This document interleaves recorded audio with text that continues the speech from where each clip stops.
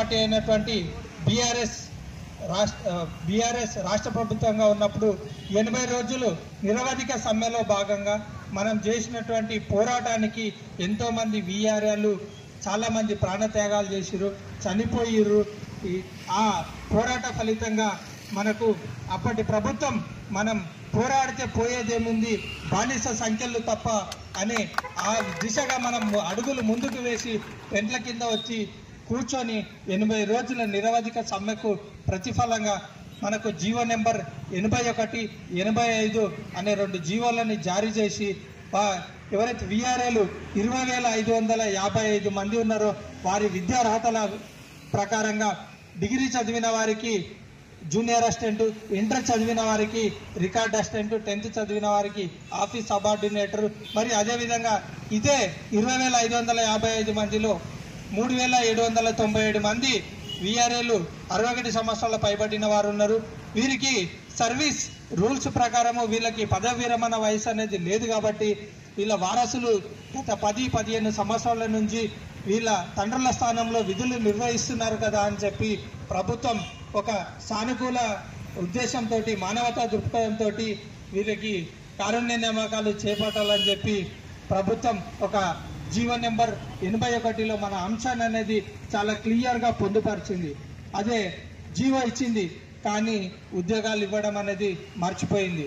మరి ఈనాడు అధికార ప్రభుత్వమైనటువంటి కాంగ్రెస్ ప్రభుత్వం కూడా ఆ రోజు మన సమ్మెలో భాగంగా టెంట్ కింద వచ్చి కూర్చొని వారు కూడా మనకు మద్దతు ఇచ్చి మీకు మీ డిమాండ్ అనేది చాలా న్యాయమైన డిమాండ్ అని చెప్పి అప్పుడు రాష్ట్ర ముఖ్యమంత్రి అయినటువంటి చంద్రశేఖరరావు గారికి పలు దఫాలుగా లేఖ కూడా రాసిరు.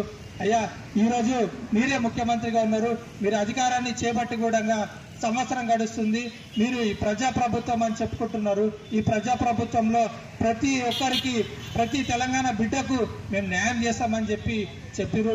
మరి మేము తెలంగాణ బిడ్డలం కాదా, మేము కూడా తెలంగాణ ఉద్యమంలో పాలు పంచుకున్నాము.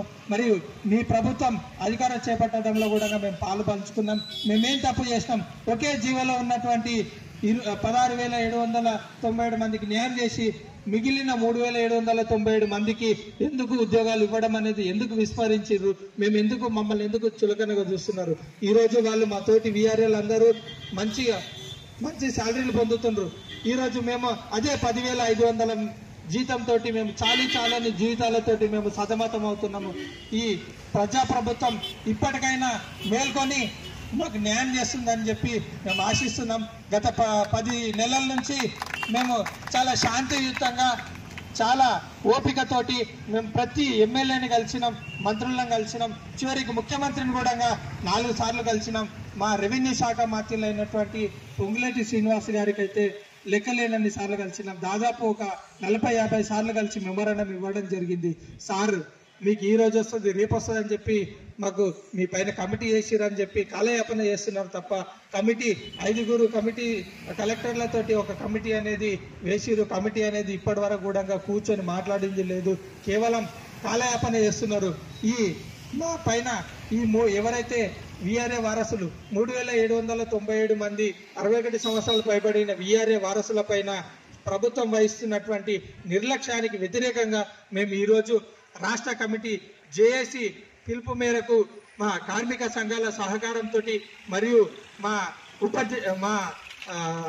మా సంఘాలైనటువంటి ఉద్యోగ సంఘాల సహకారంతో ఈరోజు మేము ఈ కలెక్టరేట్ ధర్నా ప్రోగ్రాన్ని చేపట్టినాం. ఇప్పటికైనా ప్రభుత్వం కళ్ళు తెరిచి మాకు ఉద్యోగాలు చేపట్టాలి. లేదనంటే భవిష్యత్తులో మేము ఇంకా చాలా పెద్ద ప్రోగ్రాంలు కూడా ఈ అసెంబ్లీ సాక్షిగా మీరు మాకు హామీ ఇచ్చారు కాబట్టి మేము కూడా ఆ అసెంబ్లీ సమావేశాల సమక్షంలో హైదరాబాద్లోని ఇందిరా పార్క్ దగ్గర వంట వార్పు లాంటి అక్కడే పడుకొని తిని మా ఉద్యోగాలు వచ్చేంత వరకు అక్కడనే మేము ఉండి మా హక్కులుగా ఉన్నటువంటి కార్యనియామకాలని మేము చేపట్టేంత వరకు మేము సమ్మె విరమించుకోమని చెప్పి ఈ సభా వేదిక ద్వారా మిమ్మల్ని హెచ్చరిస్తున్నాము. వీఆర్ఎల్ ఐక్యత, వీఆర్ఎల్ ఐక్యత.